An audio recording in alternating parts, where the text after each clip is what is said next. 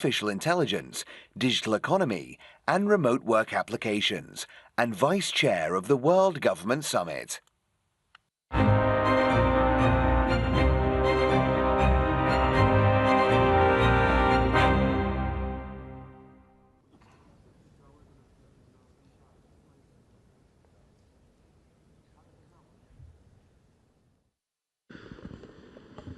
Gentlemen, it's an absolute pleasure joining you on stage today. I'd make a quick introduction. Chamath is a legendary investor. He runs Social Capital, and he's recently done very well with Grok. Your investment there, I think, had paid off dividends. But well done on that. Joe is a friend and the chairman of Alibaba. Last year on the stage, we were talking about AI and where it was going. And I must say, all your predictions came true with regards to how fast China is moving when it comes to artificial intelligence, and as well the ability of companies to iterate, to innovate, and to move forward. I'd like to start off by maybe talking about an interesting shift. We've always been used to seeing the US being the champion of open source, Silicon Valley leading that charge, and the rest of the world focusing on trying to have their own advantage and focus on building closed source systems.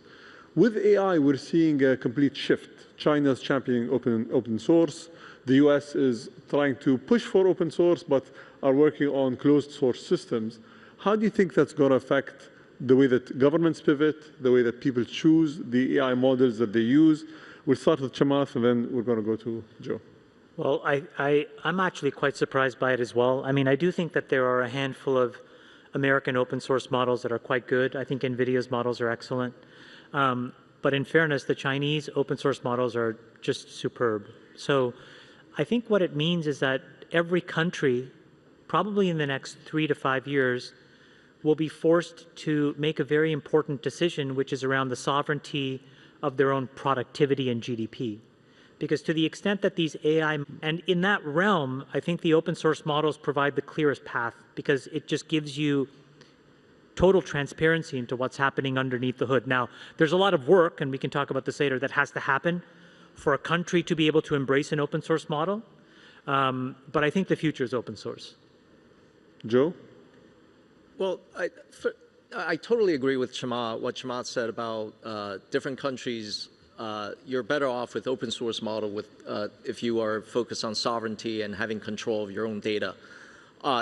But just going back to history a little bit, why China has evolved and why most companies in China have taken an open source approach is that software has, in terms of application software like SaaS industry, has never developed in China. So the idea of users coming to an API to use an AI model and pay for it has never been a primary business model, and is not. And the judgment by all the model developers is that they're not going to make a lot of money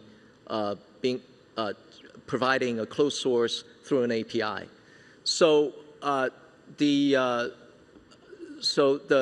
all the model companies have decided that why don't we just open source first and let the model take care of itself in terms of adoption of usage and proliferation.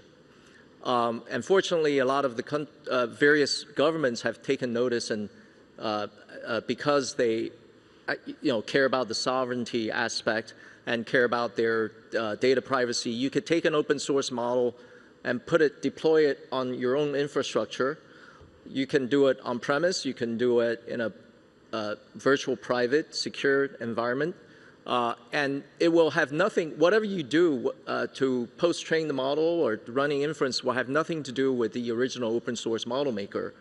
And that thereby you basically claim sovereignty, claim ownership of the model. And, but it remains to be seen, it's still a very big question, how economically all the model companies are going to make it sort of sustainable with an open source approach. Don't you think the issue is the economics? You're spending billions of dollars to build this model. and if you open source them, you're not really monetizing it in the way that you can potentially monetize it. So that's why most of the companies are focusing on closed source to try to generate as much profit from the model. And then they open source the older versions. We've seen that with Grok, for example. We've seen that with even Llama and other, let's say, models in the US, where the frontier ones are closed source until they're able to generate some revenue, or at least some advantage, whether it's getting market share or otherwise. Do you think that is the main reason, or is there more of an ideological shift? And can China sustain making all these models open source, especially the frontier ones? So I would make a distinction here between companies that that develop the frontier models plus a infrastructure business like cloud computing versus those companies that actually just only do the model. I think the companies that only do the model will have to think about how do you generate economics from open sourcing. The companies that actually have a cloud infrastructure, for example, in the United States, you have Google that has a full stack of the model and the cloud infrastructure. They also have chips, can monetize in other ways from the usage of the open source model. Obviously, Gemini is not an open source, but if you look at China, look at the example of Alibaba. We have our Quinn model is open source, but we also run our cloud business. And today, we're monetizing because people are training and also developing running inference on their models on our infrastructure, and thereby generating the economics. But I think it remains to be seen how in the future, how can you get, especially consumers, pay for a monthly subscription and generate economics there. That remains to be seen. That's the biggest challenge in the Chinese market. Chamath? I mean, I think the reality is that when you adopt an open source model, you're going to need, as Joe said, all of these other things. You're going to need power. You're going to need infrastructure. Depending on the solution that you use, you're going to need a lot of natural resources, specialty chemicals. You're going to need battery systems. And then you're going to need all the know-how.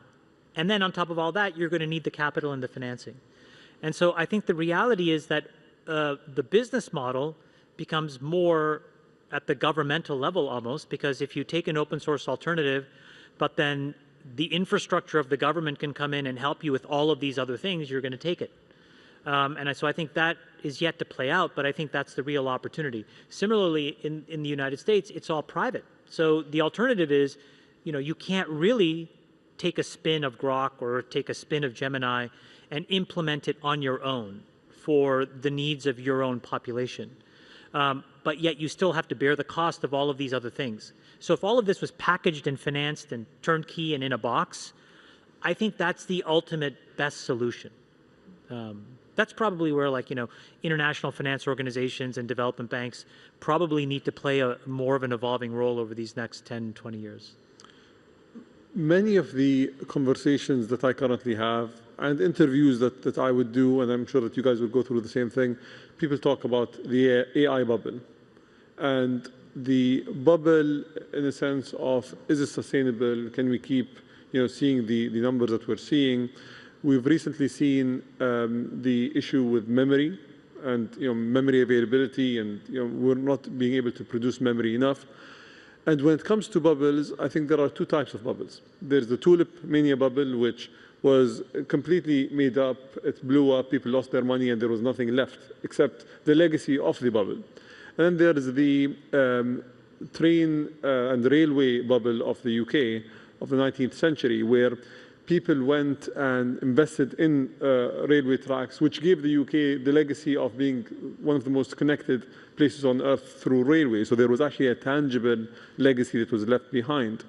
In terms of tangible legacies for artificial intelligence, and I'm not saying it is a bubble, but let's assume that there was a set of bubbles along the way of the progress of artificial intelligence. Do you think that energy infrastructure is that? So is the safe bet investing in energy infrastructure? Is the safe bet investing in chips? I think it's very much a TBD. And the reason is that the capability of these models can actually disrupt the underlying asset that you may think is safe. So the example that I would give you is, we are 1 or 2 generations of models away from a model demonstrating that there's a certain chemistry that can effectuate, for example, a ultra-high storage battery. or that can effectuate a room temperature superconductor. If any of those things come to pass, we all would collectively have to underwrite what the actual value of our natural resources collectively as a world means.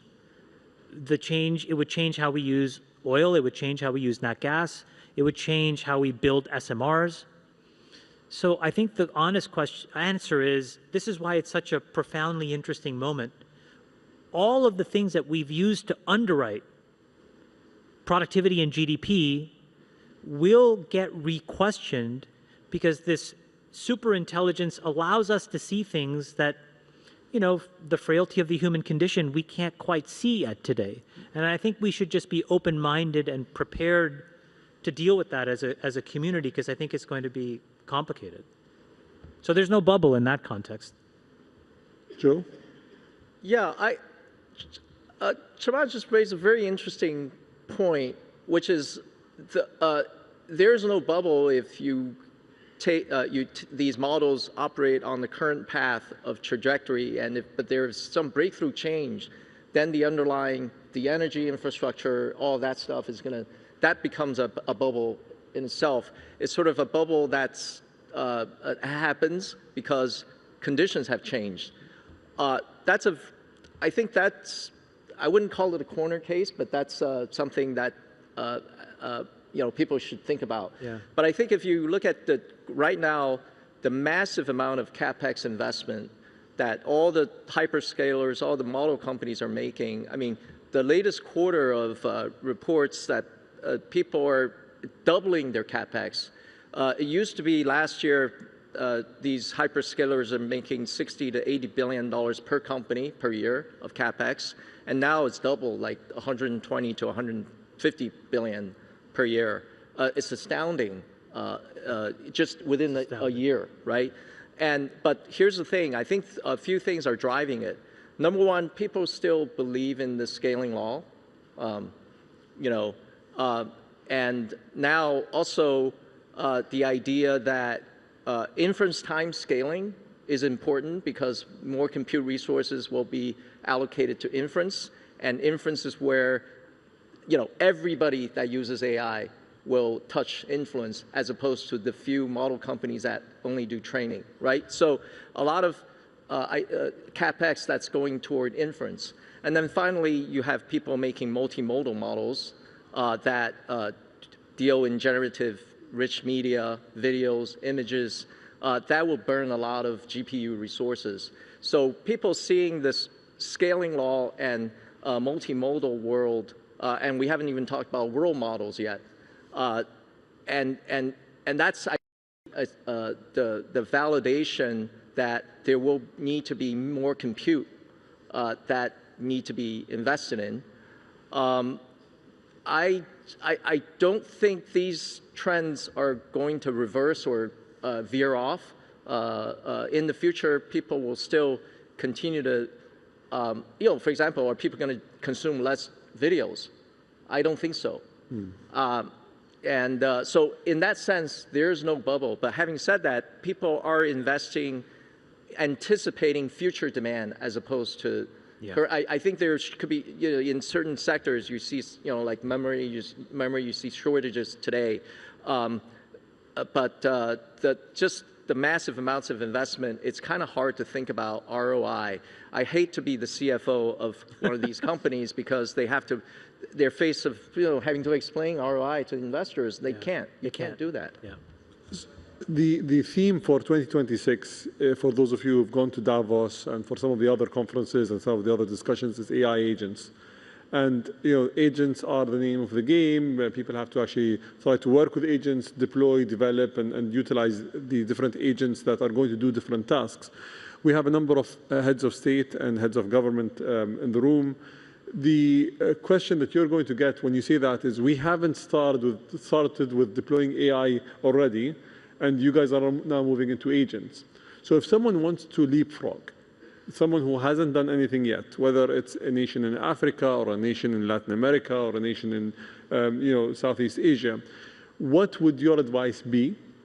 Should they go into the generative AI model side of things? Should they try to do a specific thing with agents? What would be your advice if you were advising them? Neither.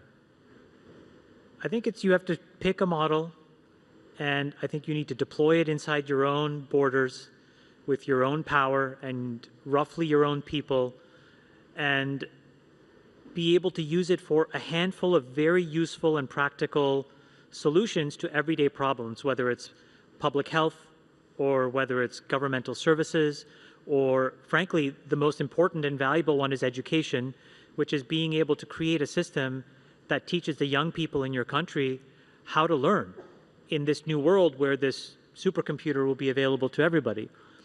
All this other stuff, I think, is very speculative. It's exactly what Joe said. Every frontier has a new language that it uses to justify further investment. And I think today, because there isn't a super clear ROI, agents are the next vernacular that we've chosen to justify the next $200 or $300 billion of investment. The more practical solution, I think, is to be one generation and one step behind that and say, let's go and educate our kids, cure some disease, and make it easier to renew our driver's license. And if you just do that, I think you're going to have a happy population. So quality of life improvement. I think so. Joe? I totally agree. I think governments have to think about what is the application where the use of AI will be productive and useful in education, in healthcare, and you should start with the use cases first. What is the right application for AI? I think the idea of building up the full stack infrastructure, that everything, is a game for large economies. It's like building up a military industry. It's not for everybody. So once you've identified the use case and the applications, then the question is, all right, whose technology are we going to leverage on? And on that front, I believe that open source is the best way, is the most secure way where you can have most control of your own AI. Gentlemen, that was a great discussion. I know that we could have gone on for so much longer, but thank you for your insights and thank you for being here today. Thank you. Thank you.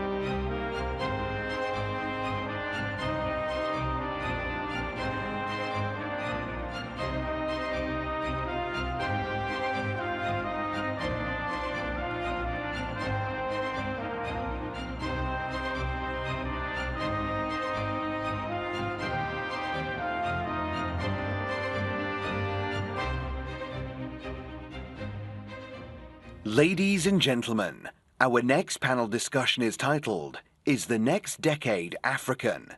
This session is moderated by Tucker Carlson, founder of the Tucker Carlson Network.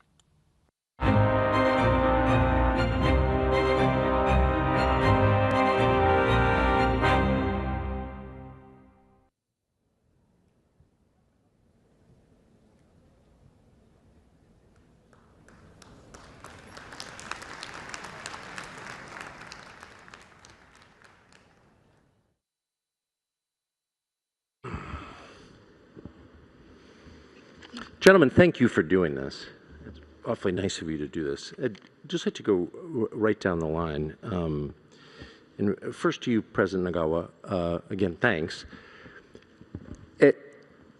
In as clear terms as you can, I wonder if you would contrast your experience with China versus the Western powers. Do you think that Zimbabwe and other African countries, to be totally blunt, get a better deal from Chinese investment than they have with Western powers over the past 150 years? Well, my view is that initially, as we became independent, we had most of our development thrust was from the West.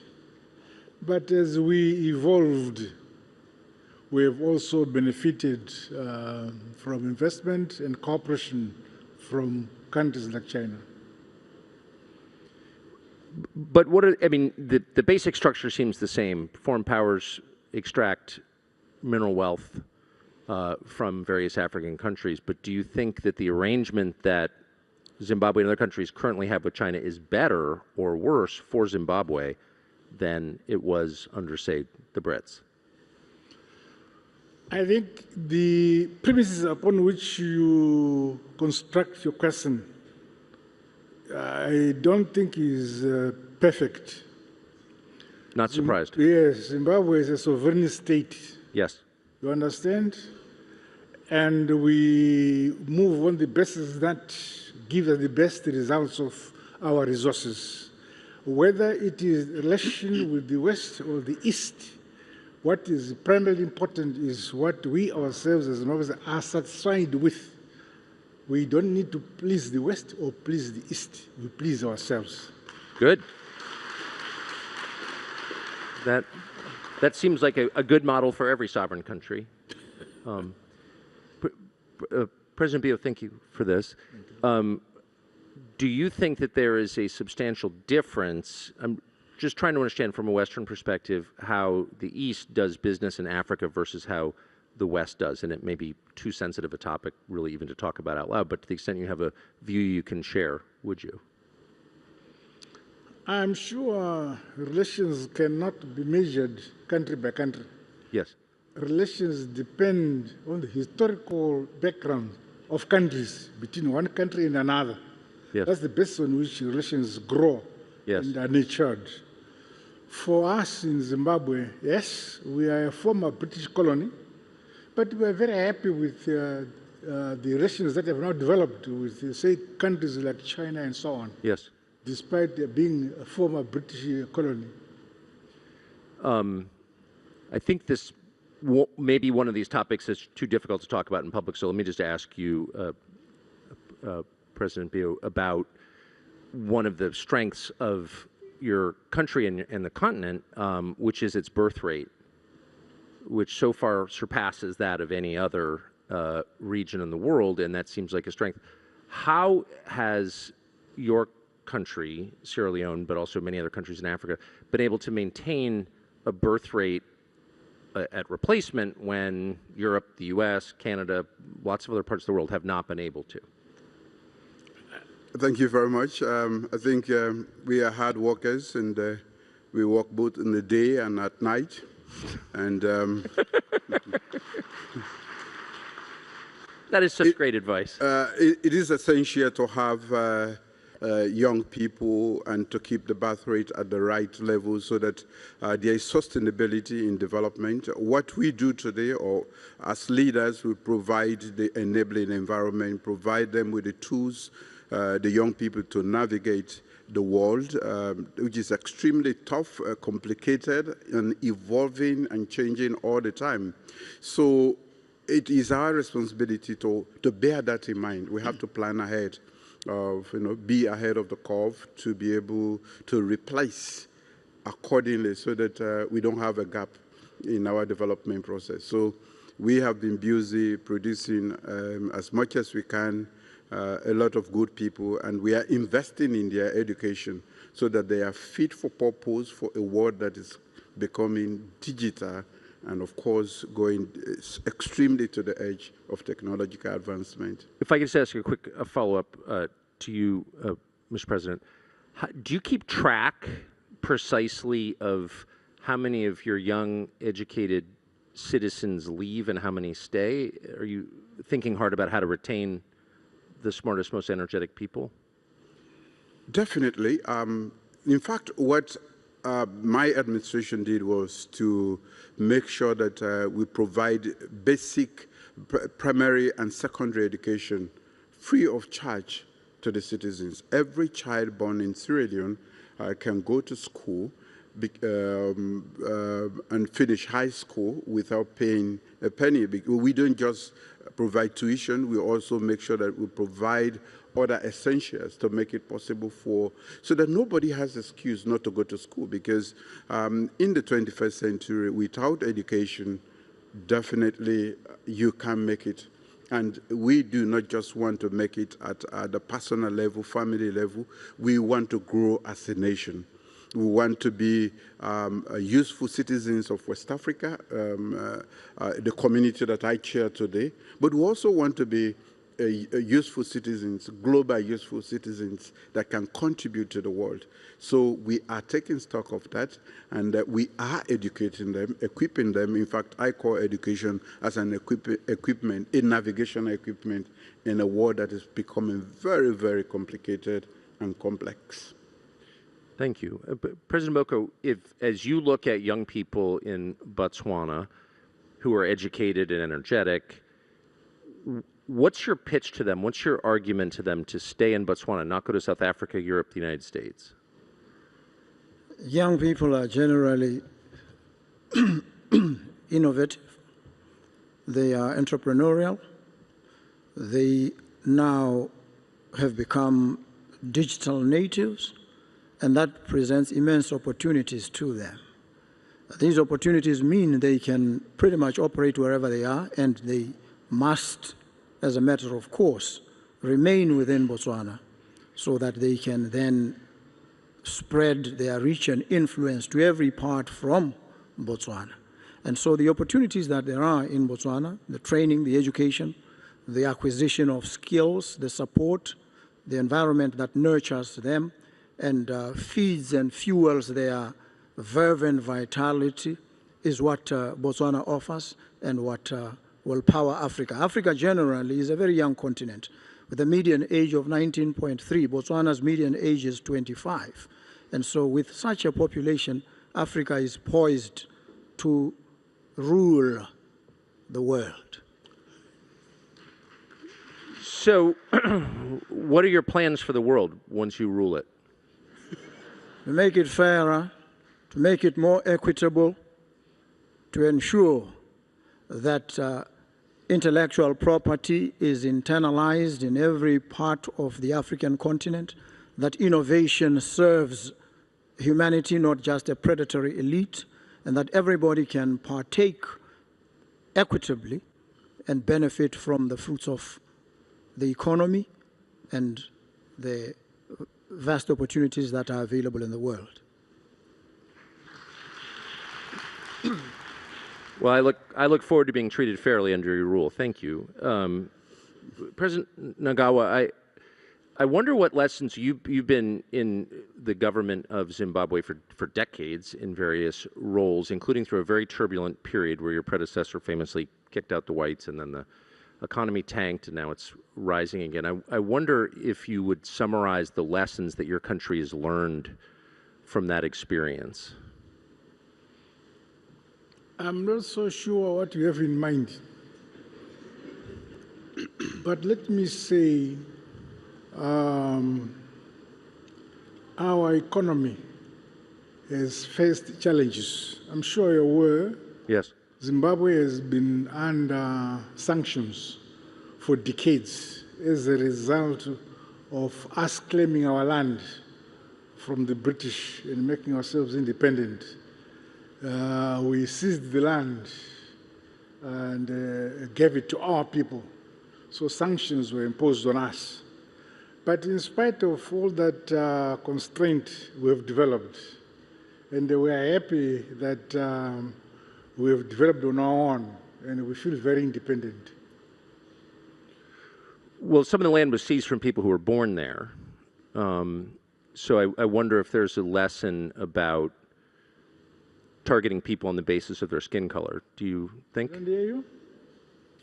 Well, people had their land seized in Zimbabwe who were born in Zimbabwe, and they were targeted on the basis of their race. And I wonder if you think that's good or bad. No. Land did not belong to a race. It Right, belonged to that's right. Zimbabweans. So when the colonialists took land from us, time came when we asserted ourselves, take back our land. And those who wanted to have land at the same basis as the African people of Zimbabwe remained. But those who felt they were superior left. Okay.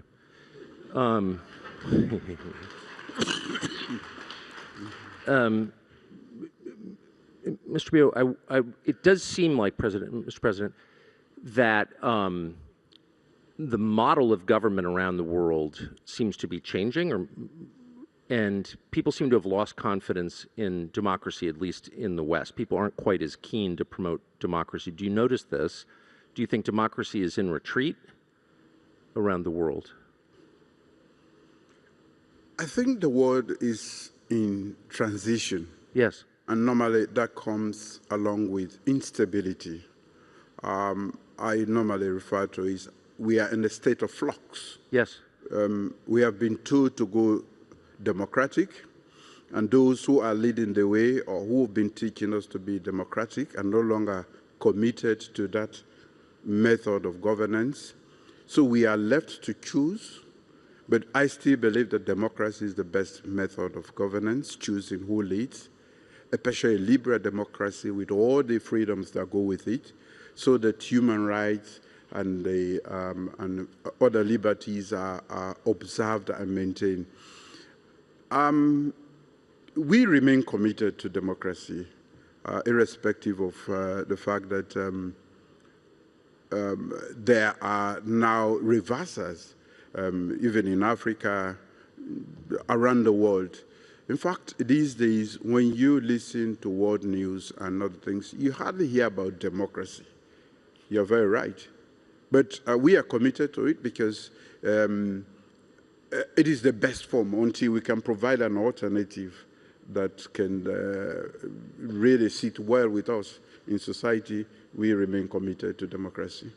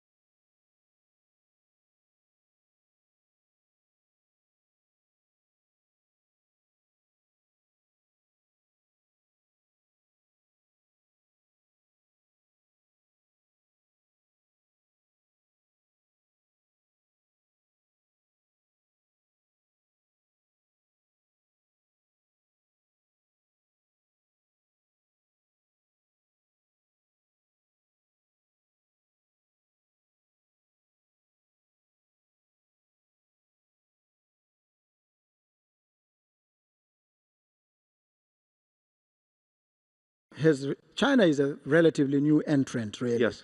into the historical space and climb. China only lifted itself out of abject poverty over the last 40 years. We've been free from colonialism now in Botswana for almost 60 years. We have had an affinity with the West because of the relationship, the special relationship that we've had with them. And China has only come in, and we relate with China on terms that we define ourselves. We look at what it is that China offers, what it is that we need, and we sit and good a deal as we are able to negotiate in a situation where all the parties come to the table and present their offerings. So I think the relations are shaped largely by what the interests of these African countries, ourselves included, are. Interesting. President Nagawa, what did you think of what happened in Venezuela last month? Venezuela is very far away from Zimbabwe. Yes, it is. yes, sir.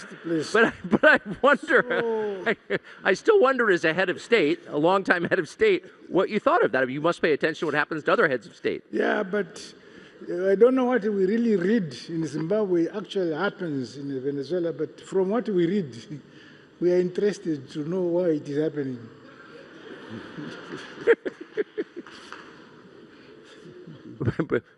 President B, what did you think? I was stunned, and I'm still stunned. It was so surreal that I still have to understand whether the world order, the rules-based society, is still existing, and if not, what becomes of the world? That's why I earlier described the state as we are in a state of flux, because everything that we have understood as the basis for international order is fragmenting or being destroyed right in our face. And I'm sorry, it felt like an unfair question, but that's exactly more to the point what I'm asking is this a sign of a changing order? And I will end with you, President Boko. What was your response to it? Well, I think we are seeing a world where rules seem to matter very little, and they matter only depending on who is benefiting from them and who is wielding the stick at any given point in time. We know that public international law respects territorial integrity, it respects the sovereignty of nations, and it also requires that the people of every nation state must exercise their self-determination. They must determine what happens within their borders. And to have external powers intrude and remove any head of state, regardless of what the circumstances are, I think it's something that is utterly shocking, and it is an affront to a rule-based international order. I think it must be described in starkly those terms and nothing pretentious. Gentlemen, thank you for doing this and for your patience with my questions, and I really appreciate it very much. Thanks. Thank you. Thank you very much.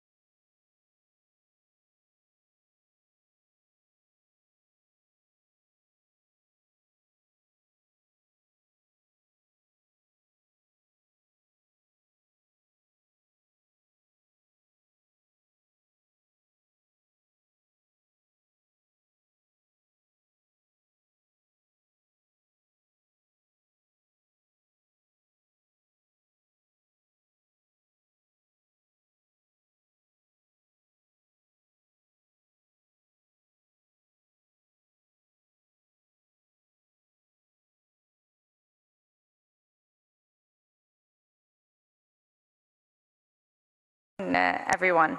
Our panel today is a conversation with a spine. Fewer questions, but deeper ones, and questions to understand how we collectively can create impact, going beyond what works in social welfare. As you all know, governments have been very good at helping people do the right thing. Behavioral science helped simplify decisions, remove friction, and guide behavior. But life is now changing faster than systems can keep up, and uncertainty is constant. And social welfare exists for these moments. Systems provide support, but they also do something more powerful. They shape how people see themselves. So today we're going to talk about welfare systems. And yes, welfare is a safety net, but it's also a teacher.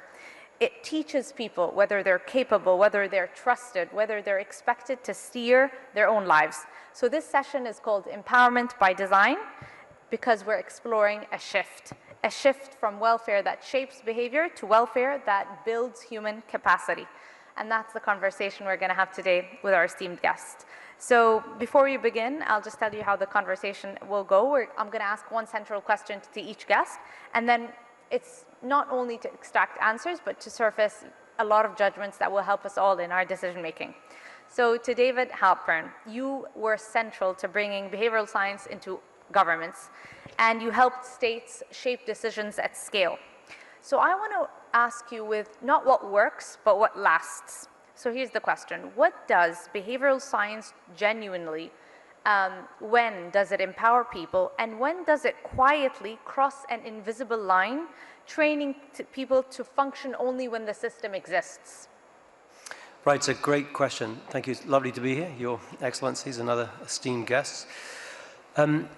So the classic thing that people tend to think of with behavioral science is what's called changing the choice architecture. So we go to the canteen, and it's a good idea to put the salad before the chips, was a good example, because we're in a hurry and we're hungry.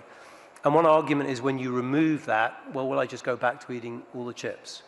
Well, an important point is the canteen is still there today and tomorrow and so on. And it can also start to change your taste too. But will it stick? Will it persist in other ways? And so there's more and more interest in interventions, which we were just saying before, not just nudges, but are called boosts in some ways. And a good welfare one we were talking about at a session earlier today is many welfare systems are built around what's called active welfare. Are you really looking for work? So across the world, by the way, they are better than not asking people, you know. So you turn up and you have to show that you look for several jobs. Now, I've sat in on those interviews. One of the things we did as good behavioral scientists, you're like ethnographers and you spend time out there. And you'd see, for example, I come to my mind, a young man coming into one of these sessions. He knows exactly the routine, what he's supposed to do, fill in the form, tick this thing. He's almost on autopilot. He's been trained by the system to do that. And so we changed it from a system, instead of asking people, what did you do last week, to say, what are you going to do next week? Which sounds like a small change, but it turns out to be really fundamental because you are now activating someone to be, think ahead and so on. Another key change, though, goes to your point, is instead of the administrator doing the paperwork, we said the person should do it themselves. They should write down themselves what they're going to do next week, not for them. And first of all, you can see when this change came in, people are almost like, wait a minute, what? You do the paperwork, don't you? No, because you're trying to mobilize and activate someone. So these are really important kind of shifts as we try and make, sometimes you create scaffolding, but you make change. And in the end, we're trying to make people not just make better decisions, but be better decision makers in their own right, which I think goes to your point. So you mentioned something about activate. Can you give us an example of what distinguishes the intervention that changes behavior for a moment, so you change the person that you said, you asked him what you're going to do next week, yes, to changing his identity for a lifetime? And so can you give us a bit of a sneak peek? There's something more cooler than nudging called boosting. That David Halpern is working on. So I want to understand, what does boosting do? Does it change someone's identity forever? Does it leave an imprint, a soul print? Very good. So yes, this is, I mentioned it, and thank you for pushing on it. If I'm working on a book here, spending some time here and also on Boost. So I'll give you an example, and we were just talking about it, from again, young people. This is some work in the US, but we see it in many other places. So young people who, in Chicago classically, brought in quite difficult circumstances, and they have learned in their lives, if someone pushes you, you better push back. If someone comes along and you're a young kid and says, can I have your pocket money? If you don't push back, they'll come back tomorrow and ask for your mobile phone, right? So you learn it, and then you learn to react hard. This leads to violence often because it becomes inappropriate as the kids become men. So there was this program called Becoming a Man, developed by Chicago, and it was inspired by a murder, I'm afraid to say, of a young, lovely PhD student from Senegal, actually, who was shot by a 17-year-old. He came out of the library, he had her books on, it was late at night, he gets stopped by this kid. He must have just paused, resisted for a second, he gets shot and he dies. Now that 17-year-old was eventually given 120 years in prison. Was that going to make a difference if it had been 200 years or 300 years to his behavior in that moment? So the idea of this Becoming a Man program was that, we need to reach into the minds of these young people. And so this exercise, I was just explaining if it's not too long, they'd give these young people, put them into pairs, and they'd say, here's a ball, I'll give the ball to you, I'm supposed to take it from you. You can imagine these kids start scrapping, and they pull and they're punching and whatever. And then eventually, calm down, okay, let's talk about what happened there. And they'll say, why didn't you just ask him for the ball? None of them ask. Well, why would I do that? He'll think I'm a punk, that was the word. So they say, well, let's ask him. If we'd said, would you give him the ball? You'd say, yeah, it's a stupid ball. Why do I care about the ball? But it illustrates a very profound point, which these young people have got a mindset, which is, I push back. And the kids themselves call this program, it's based about cognitive behavioral therapy, but Control-Alt-Shift. Like you do on a computer, when it's not working properly, you press it. So when you become emotional and angry, wait a minute, I just stopped myself. Is there an alternative? So if that's not a nudge now, that's what we would call a boost, a very powerful program, halves violence, halves subsequent arrest in these young people. This is very powerful for lots of things. We could all use a boost in a similar way, sometimes. I'd like to reflect on that. This relates a lot to social welfare because welfare or social welfare changes a lot of outcomes for people's lives. But the question we all need to ask is, does it even shape people? Will they grow? What will happen to their mind? Do they still depend on us? And I think that's where empowerment comes into place. I have one more question. If we want to be successful or truly serious about empowerment in different realms of policy, what should governments stop doing even when it looks successful on paper, but actually it doesn't change anything, because if you remove that system, that person will not change his behavior forever. So it's kind of going beyond the nudge, but it might look amazing on paper. Can you give us an example on that? Well, I think we often see it in welfare systems where people become dependent. Other examples we see in other countries is that the example I mentioned earlier is because the systems are often designed on the basis we think you might be cheating, and so they inadvertently signal, because one of the things about human beings is we don't quite know what other people think, and so we have to infer. And if a system is treating us like I might be cheating, then I think, well, maybe everybody else is cheating, right? It becomes actually potentially toxic. So there are times where if we build this scaffolding to make the change, to get someone back to the labor market or whatever it will be, we should also think about, can we dismantle it and will it persist? And so that's true in many areas where, be it on diet or whatever, why we often move to reformulation, because we want to move the upstream things. We can remove the scaffolding and the behavior will change. Or in the example I gave earlier, that the young person is literally thinking differently. Their system 2, as we would say, kicks in at the right moment. So we can step back. They'll look after it themselves. Thank you, David. Minister Masagos, you govern across culture, policy, real human capacity. And what distinguishes, I think, your work is it doesn't just begin with policy, it begins with people. So I want to place you inside the moral tension of social welfare. Mm-hmm. How does Singapore balance providing social support while preserving the agency of these beneficiaries and enabling empowerment without the scaffolding? Yes. Well, thank you for the opportunity to address the esteemed audience here, and also to have an interaction with people who know where the evidence is. So all of us know how to do it, but governments need to decide who should be doing it, where it should apply, and when. And what we have decided when I took over about 7 years ago, the Ministry for Social and Family Development, is to shift focus on the individual to the family. That was the first paradigm shift we did. Because when we want something to last, or even something to begin, it begins with the family. Values get transmitted through the family. And also, while rights are important, very critical, to ensure rights of children, women, everything must be provided for, we must also recognize, at least in our societies, that duties are as important. So duties is always something we balance with rights, and that happens best in a family.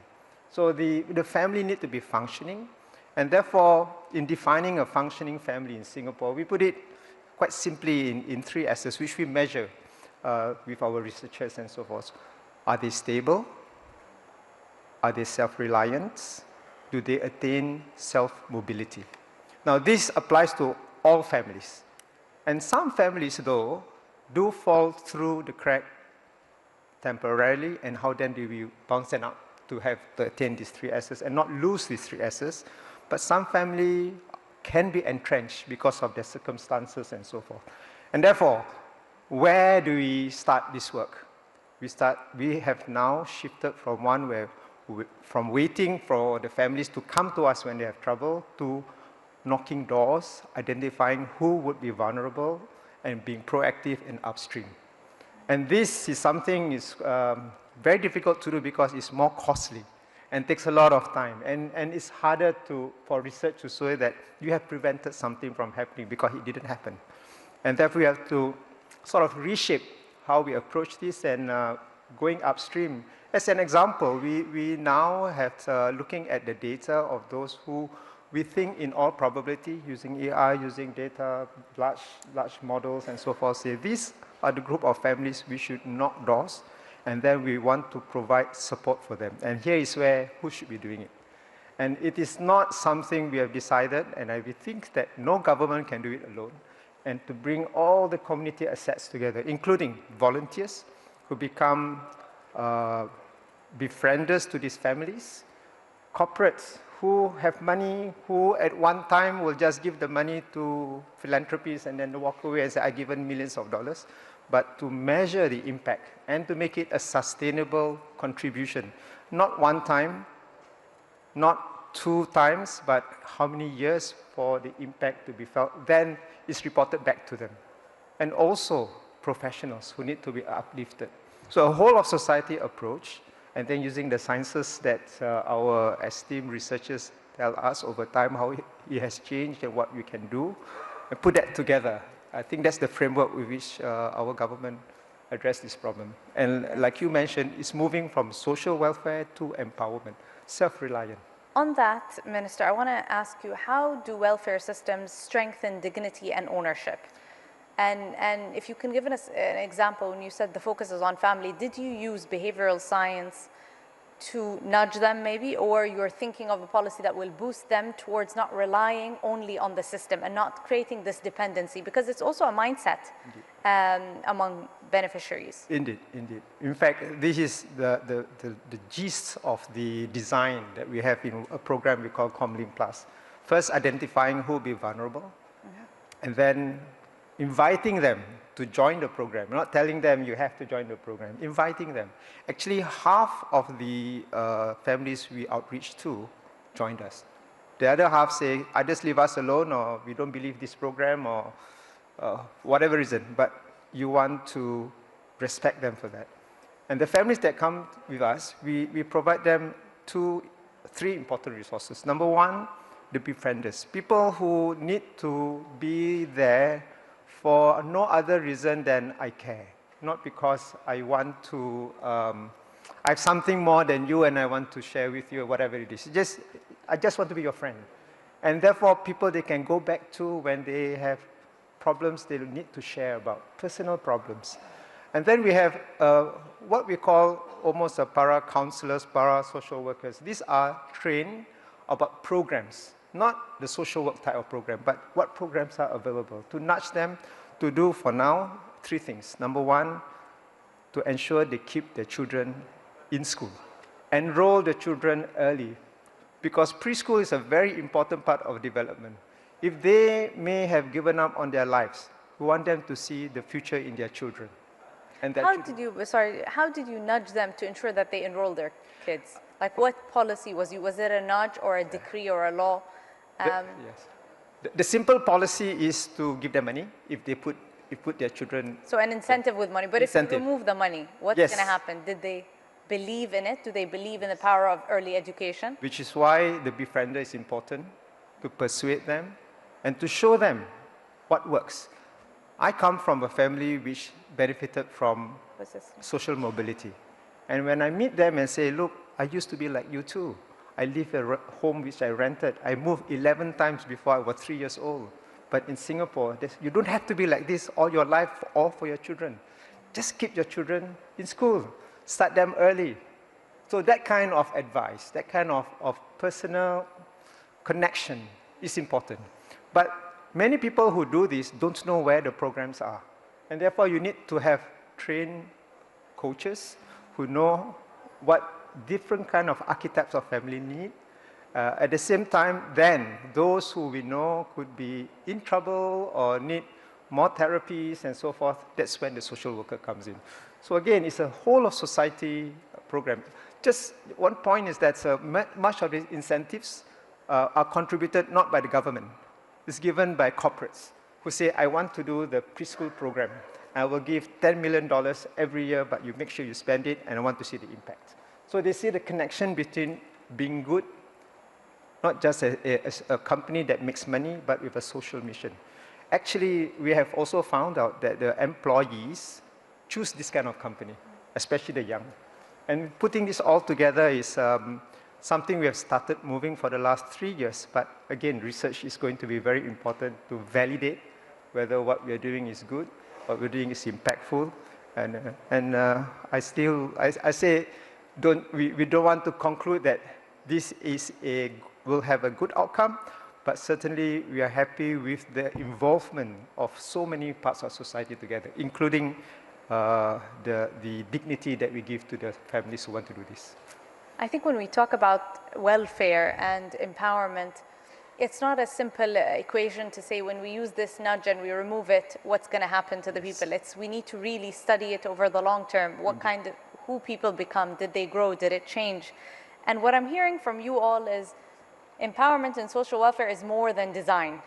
It is about understanding the proper discipline of policymakers to really stick with the decision and self-correct along the way, especially with dependence and social welfare. So it requires a lot of courage. I want to end as a joint question for both of you. How do we know when the support is still helping or when it's quietly replaced people's judgment that they don't even think for themselves anymore? In your case, giving the money for young parents to put their kids in school, they automatically will just enroll them because you gave them the incentive of their money. Remove the money, I don't think so. They really believed in it could be applied to health, to parenting, to a professional life. How do you know that they really believe in it? So maybe the idea of boosting, and I just want to clarify what I mean here. When welfare builds capacity and it changes people's mindset, it builds dignity. Yes. When you are building dependency and you took away their agency, you're kind of creating this kind of reliance and it erodes dignity. And so the question, and maybe the highest ambition or goal of social policy, is not better compliance to my nudge, it's stronger people. And goes back to, David, what you said, it's did we grow people, did we change them, did you change the mindset of that guy? So what's your 2 cents on that, on building capacity, and what empowerment by design truly means? So it's very interesting that you talked about parenting too, because I think there's a classic kind of a distinction often made in parenting, which is very relevant to government, which is when you're teaching your kids. It's normally a contrast between, are you liberal? You do whatever you want. Like, that turns out, by the way, not to be great, often. Or do you be authoritarian, which is I tell you exactly, you could do this, lots and lots of rules. That's not great either. And the magic formula is what's called authoritative. So you intervene occasionally, but you explain to your child why. When they're going to put their kids in the electrical socket, you don't just say, no, we never do that. So you shouldn't do it because you explain why. And what's the difference? Is because authoritative means that you now understand the world and it sticks, it persists when you're not there as well, right? And that to some extent applies to governments too. We need to be in the authoritative space. You talked about, I think, dignity. I tried to give you an example earlier. A key part about that is you're no longer being a policeman, but you're respecting the person's dignity and they're building their own agency. But the last thing which we touched on, I think is incredibly important and often underestimated in Western governments, is the social network and the community. It's the family, absolutely. Who is your first line of call for welfare when you need it? It is your family. It may be your neighbors, your friends. Only late on is it often government. And it often reminds me of some work we've been doing at the moment with communities and community building, is that it's been underestimated the importance of building the community infrastructure. Singapore, famous the example of it. And it reminds me of almost the biblical example, of the feeding of the 5,000. How does that work? We sort of see it in everyday life, where you enable people to mutually support each other is an incredibly powerful tool, which you don't see if you only see it welfare through a very narrow individual lens. Yes. What's your take on the authoritative space of government? Well, the most important thing for me, at least, is to have the courage to share and to open this data to researchers, to people who will then present this and criticize you in public to say, no, this doesn't work. Or the evidence says that you have to shift it somewhere else. For the longest time, governments have internal mechanisms to do that, and you can hide your embarrassment because you don't share the data. Today in Singapore, more and more of us are in various parts of government want third parties to come appraise us, give us a critique, even publish the paper, and be open about it. Because we know that the virtue of all what governments want to do, this is always the part that we are very happy about. But the courage to accept that there are failures and that we need to shift can only come from people who produce this from evidence, from research that is objective, no motivation, not a political opposition, whatever it is. And therefore, you can take it even with a pinch of salt. And then you move on. They say, yes, this is something we have misgivings about, we should move on. And this is how Singapore has improved over the years, starting from internal criticism and not sharing it, and now, hopefully with more courage to share this data with the external evaluators to tell us how to do it better. I think as I reflect on both, the quiet truth of maybe behavioral science is that every system we build is building a human being. Not loudly, not dramatically, but relentlessly on what it assumes as a policy, what it rewards, and I think also maybe what it requires.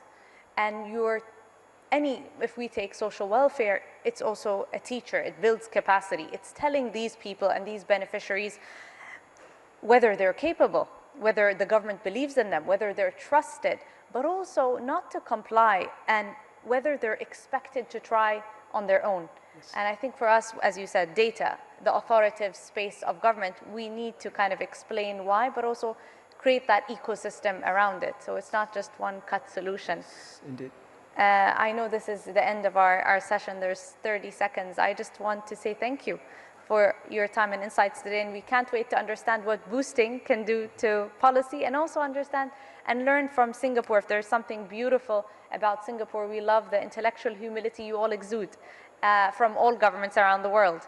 And maybe Dave Halpern said it so perfectly that any innovation that happens around the world, you always see a Singaporean learning from that innovation. And I think it's something that also the UAE exudes, the love for learning and the love for self-correction. And I hope all of us as governments continue to improve our social policies. And thank you all for your time. Thank you. Thank you.